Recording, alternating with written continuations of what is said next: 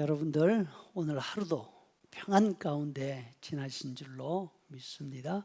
감사하는 마음으로 함께 예배하도록 하시죠. 하늘에 계신 우리 아버지의 이름을 거룩하게 하시며 아버지의 나라가 오게 하시며 아버지의 뜻이 하늘에서와 같이 땅에서도 이루어지게 하소서. 오늘 우리에게 일용할 양식을 주시고 우리가 우리에게 잘못한 사람을 용서하여 준 것 같이 우리 죄를 용서하여 주시고 우리를 시험에 빠지지 않게 하시고 악에서 구하소서. 나라와 권능과 영광이 영원히 아버지의 것입니다. 아멘. 함께 읽을 하나님의 말씀 다니엘서 11장 2절에서 6절까지 말씀입니다.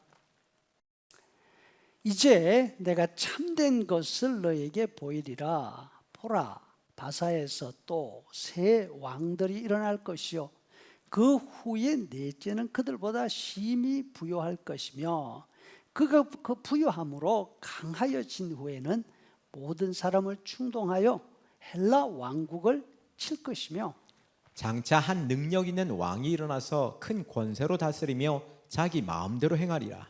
그러나 그가 강성할 때에 그의 나라가 갈라져 천하 사방에 나누일 것이나 그의 자손에게로 돌아가지도 아니할 것이요 또 자기가 주장하던 권세대로도 되지 아니하리니 이는 그 나라가 뽑혀서 그 외에 다른 사람들에게로 돌아갈 것임이라. 남방의 왕들은 강할 것이나 그 군주들 중 하나는 그보다 강하여 권세를 떨치리니 그의 권세가 심히 클 것이요 몇 해 후에 그들이 서로 단합하리니 곧 남방 왕의 딸이 북방 왕에게 가서 화친하리라. 그러나 그 공주의 힘이 쇠하고 그 왕은 서지도 못하며 권세가 없어질 뿐 아니라 그 공주와 그를 데리고 온 자와 그를 낳은 자와 그때에 도와주던 자가 다 버림을 당하리라. 아멘. 이제 다니엘의 환상도 끝이 나게 됩니다. 10장 1절 바사 왕 고레스 제3년에 한 일이 벨드사살이라 이름한 다니엘에게 나타났는데 곧 큰 전쟁에 관한 것이라. 다니엘은 그 일을 분명히 알았고 그 환상을 깨달으니라. 페르시아 왕 고레스는 메대와 혼인관계를 통해서 연합군을 형성하고 강대한 바빌론을 정복합니다. 바빌론 왕 벨사살이 1000명의 귀족들과 함께 성전에서 가져온 잔에 술을 부어 마시면서 잔치를 하던 그날 밤이었습니다. 고레스는 화살 한 방 쏘지 않고 바빌론에 무혈 입성합니다. 그리고 메대 사람인 자신의 장인 다리오를 바빌론 지역 왕으로 세웁니다. 다리오, 이 사람이 바로 다니엘서 6장에 나오는 신하들의 거짓 충성에 속아 다니엘을 사자굴에 던져 넣을 수밖에 없었던 그 왕입니다. 고레스가 바빌론을 정복하고 난 다음에 한 일이 무엇인지 아십니까? 바빌론의 포로로 잡혀온 수많은 이스라엘 사람들을 해방시킨 일입니다. 이스라엘 사람들은 왕족인 스룹바벨의 인도하에 무려 5만 명이 예루살렘으로 돌아옵니다. 많은 사람들이 고향으로 떠났습니다. 하지만 다니엘은 고향으로 돌아가지 않고 바빌론에 그대로 남습니다. 그의 나이가 이미 80이었기 때문입니다. 고레스 3년 잡혀왔던 포로들이 다 귀향했습니다. 남은 사람들도 원하면 언제든지 고향으로 돌아갈 수 있습니다. 이제 고난의 시기가 끝난 듯 합니다. 이제는 앞으로 기쁜 일만 남은 것 같습니다.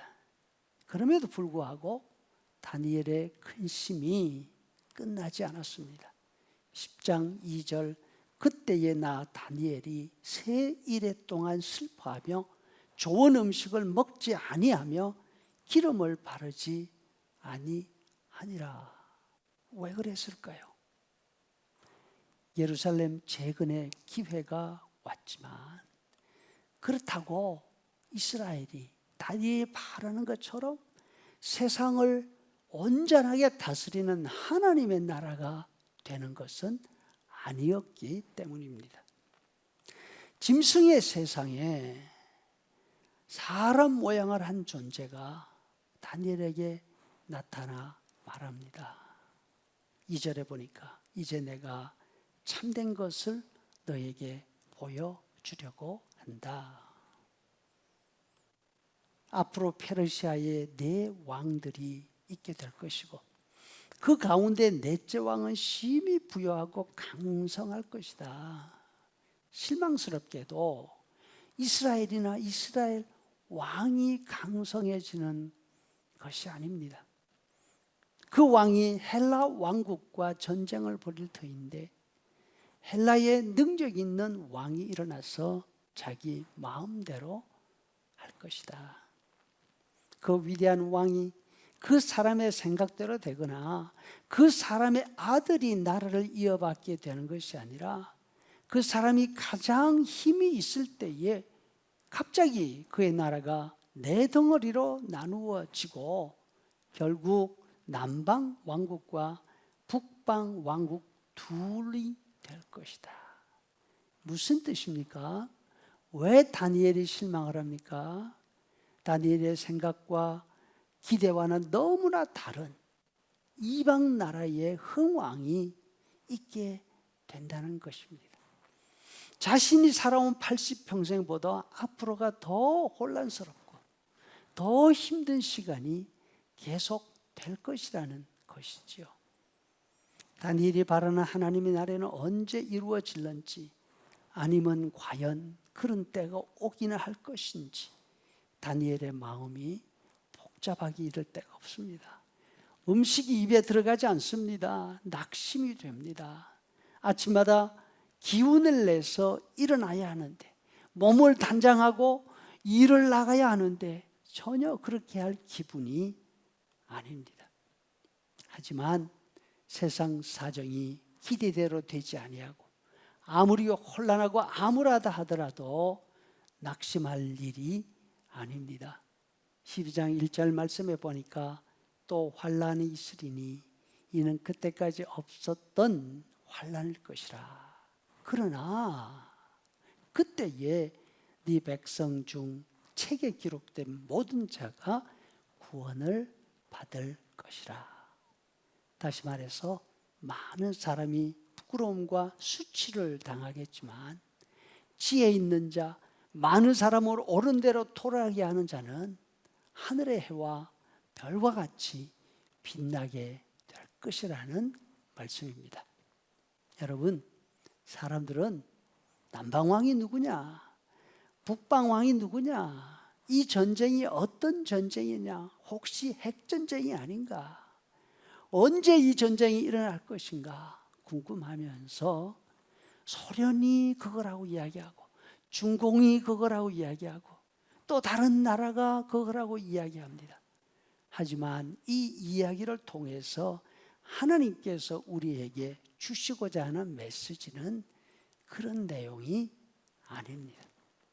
세상이 아무리 혼란스럽고 하나님의 구원이 눈에 보이지 않는다 하더라도 절대로 낙심하거나 실망하지 말라는 것입니다. 왜? 결국에는 하나님의 뜻이, 하나님의 계획이 이루어질 것이기 때문입니다.